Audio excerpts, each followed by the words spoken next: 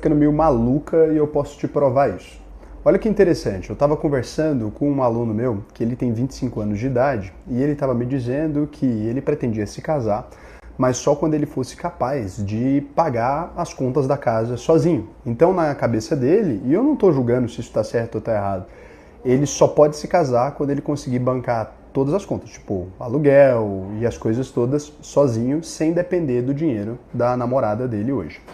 Eu achei bonitinho da parte dele e concordo, de certa forma, que é mais importante para o homem, né, principalmente na sociedade em que a gente vive, que ele tenha capacidade de pagar as contas. Isso é uma coisa que é cobrada mesmo dos homens. Mas, ao mesmo tempo, eu fiz uma pergunta para ele muito objetiva e eu esperava uma resposta diferente. Ele é um homem, então, que segue uma ideia mais tradicional. E daí eu perguntei para ele se ele achava que homens tinham que ganhar mais do que mulheres. Daí ele me disse que não. Daí eu fiquei pensando, ok. Então ele entende que é importante ele pagar as contas sozinho e para isso ele vai ter que ter uma remuneração mais agressiva. Ao mesmo tempo que ele acha que mulheres e homens devem ganhar a mesma coisa. Esses são princípios que eles não funcionam muito bem juntos. Eu não sei se vocês perceberam, porque se todos os homens e mulheres têm que ganhar a mesma coisa, e ok, né, nas áreas iguais e que funcionam de forma igual, como é que ele vai conseguir ser esse homem que ganha muito mais do que a média de todas as mulheres? Na prática vai ser muito difícil, né? Porque se os empregos de homens e mulheres pagam a mesma coisa e os dois se dedicam da mesma forma ao trabalho, como é hoje na maior parte das casas, significa que ele vai ganhar mais ou menos o tanto que a mulher dele ganha na mesma idade, a não ser que ele se relacionasse com mulheres com 10 anos de diferença de idade, daí não sei se é o legal. E no caso dele não era assim. Então, a gente está simplificando algumas coisas, falando, olha, os homens são provedores e são responsáveis, mas as mulheres têm que ser independentes e ganhar o mesmo tanto. E aí a gente está criando alguns conceitos que eles não se comunicam entre si, né? Para a gente ter uma sociedade onde as mulheres e os homens ganham o mesmo tanto, é natural que os homens e mulheres dividam as contas de casa. E para a gente ter uma sociedade onde os homens paguem todas as contas, a gente deve acreditar então que mulheres e homens têm que ter salários diferentes. Ou eu perdi alguma coisa ou realmente esses assuntos eles não corroboram entre si? Eu não estou dizendo que eu tenho a resposta, nem que eu concordo com nenhum desses dois argumentos. Eu só estou tentando entender se a gente está colocando metas que sejam realmente alcançáveis para os dois, né? Para as meninas, olha, casem-se com um cara que ganha muito mais do que você, mas ao mesmo tempo você tem que ganhar muito bem também. Como é que a gente vai conciliar esses conceitos que a internet está empurrando como verdades absolutas? Então, cara, isso é o que acontece quando você une a ideologia em realidades biológicas e psicológicas de homens digníssimos. Você sempre gera contradições que impossibilitam a existência e a coexistência de homens digníssimas em uma vida amorosa. É impossível. A ideologia gera tudo isso aqui que você está falando, que você está se deparando. Porque o que acontece? Existe de fato essa dinâmica. Os homens eles querem se sentir provedores antes de casar. Existe outra dinâmica. As digníssimas preferem parceiros que ganhem mais. Isso aqui é um dos padrões mais consistentes em estudos de transição em casamento que existem. Mas vamos tentar responder isso inicialmente pela psicologia evolutiva. As digníssimas elas investem muito mais biologicamente na reprodução. A gestação, a amamentação, o cuidado inicial. Por isso, elas evoluíram para priorizar parceiros com recursos e status. É o que nós conhecemos como hipergamia, que sinaliza a capacidade de proteger e prover os filhos. Os homens, por outro lado, com investimento menor pelos filhos, relativamente falando, eles priorizam sinais de fertilidade na digníssima. Juventude, beleza, amabilidade.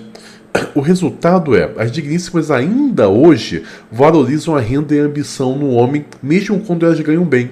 E os homens só se sentem prontos quando eles podem prover, não por medo de não conseguirem ser provedores, mas por medo de não serem escolhidos e de perderem o respeito. Nós temos um estudo realizado em 37 culturas diferentes e mostra exatamente isso. Esse é um padrão que acontece em todos os lugares. Homens querem prover, digníssimas querem ser providas. Só que você cria um ambiente que destrói essas dinâmicas naturais por meio da ideologia. As digníssimas têm que ir para o mercado de trabalho, as digníssimas têm que ser independentes, elas têm que ganhar tanto quanto os homens. Qual é o problema, Raul? Apesar de nós vivermos em tempos modernos, as nossas mentes e nossos corpos ainda são adaptados para os tempos ancestrais. Então essas coisas simplesmente não mudam, não somem. A gente pode também usar a teoria dos papéis sociais para explicar isso aqui. Vamos lá. Os papéis tradicionais, que é o homem provedor, a digníssima cuidadora, eles criam expectativas que persistem mesmo com a independência feminina. Então, homens eles internalizam, eu preciso sustentar para se sentir masculino. As digníssimas, por outro lado, mesmo ganhando igual, ainda esperam o meu homem melhor financeiramente, porque a sociedade ainda associa a masculinidade à provisão. Então, quando a digníssima ganha mais, surge uma tensão, mais brigas, mais tarefas domésticas que ela vai reclamar, maior risco de divórcio, porque isso viola o script tradicional, que ela não é feita para abandonar, só que ela está sendo impulsionada pela ideologia. É por isso mesmo que existe o paradoxo nórdico. Quando você permite escolhas livres, os papéis de homens e digníssimas se reforçam. Você tem muitas digníssimas aceitando o papel tradicional.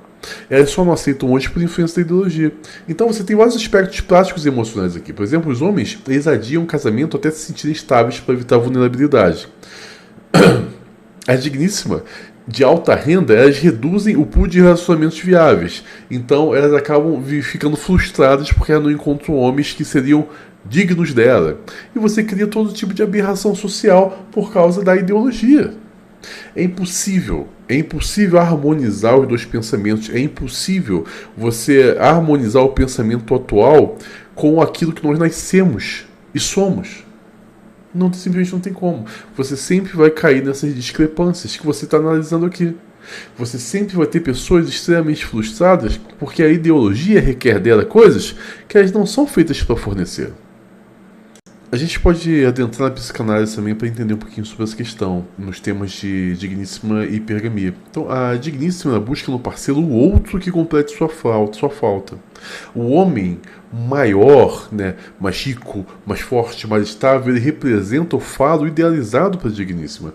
Aquilo que preenche o vazio que ela sente constantemente na sua vida. Então, mesmo independente, ela ainda quer inconscientemente buscar esse pai melhorado, que dê segurança e elevação a ela. Escolher alguém que fosse inferior, ou seja, fazer uma escolha hipogâmica, financeiramente ativa, a ansiedade de abandono, ou de ter que sustentar sozinha a família. E isso gera um eco de dependência infantil no coração dela.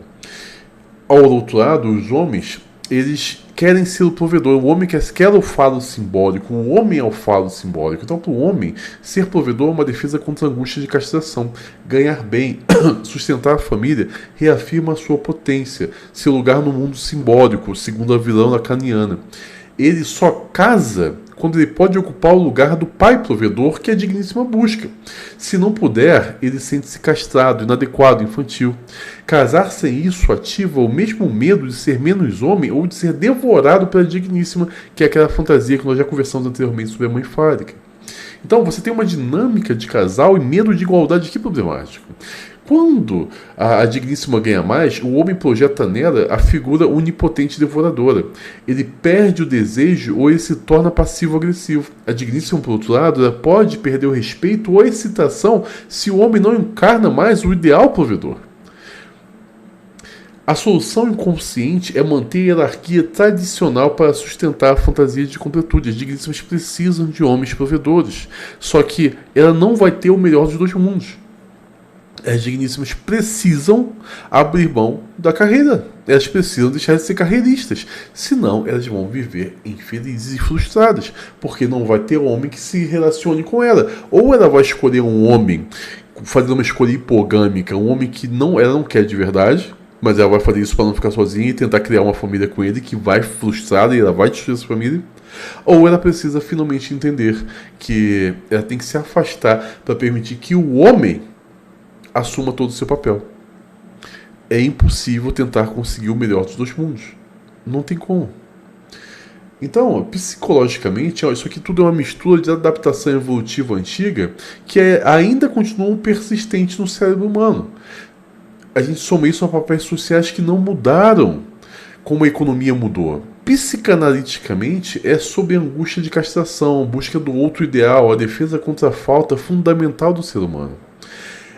Essa contradição aqui é culpa da ideologia, sabe? Que ignora quem nós somos para tentar nos colocar como tábuas rasas. Então é isso, sabe? Mas por quê? A ideia os homens estão errados porque eles querem ser tradicionais com digníssimas modernas. E as digníssimas modernas querem homens tradicionais. Isso nunca vai dar certo. O que nós precisamos fazer, de fato, é convencer digníssimas a saírem do mercado de trabalho. Falei, vocês não servem para isso. Tanto é que vocês adoecem, tanto é que vocês geram vários problemas emocionais, se adoecem emocionalmente. Não vale a pena continuar insistindo em algo que claramente não dá certo. Não tem como harmonizar essas duas ideias. Sempre vai resultar em frustração, em tristeza. Aí o que vai fazer? O que vocês vão fazer? Os únicos casais que são é um fato. Os únicos casais que eu conheço que são realmente felizes são aqueles que vivem dentro de um conceito tradicional de vida, em que o homem assume tudo e a digníssima permanece no lar. São esses casais que criam filhos realmente saudáveis. Ah, mas Felipe, eu não consigo. Então faça aquilo que é possível para você. Existe o ideal e o real. Ah, eu não consigo sustentar minha casa sozinho, o que eu faço? Então você vai dividir com a sua esposa.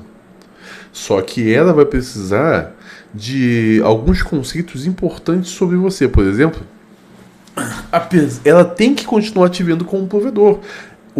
Apesar de ela fazer uma contribuição de 50% do valor, ela tem que continuar vendo que você é o provedor da casa, você é o líder da casa. Vocês não dividem o papel de provisão e de liderança. A liderança não pertence aos dois, a liderança pertence ao homem. E ela tem que se submeter a isso. Se não for assim, quiser se ver como igual, só vai destruir a própria família, irmão.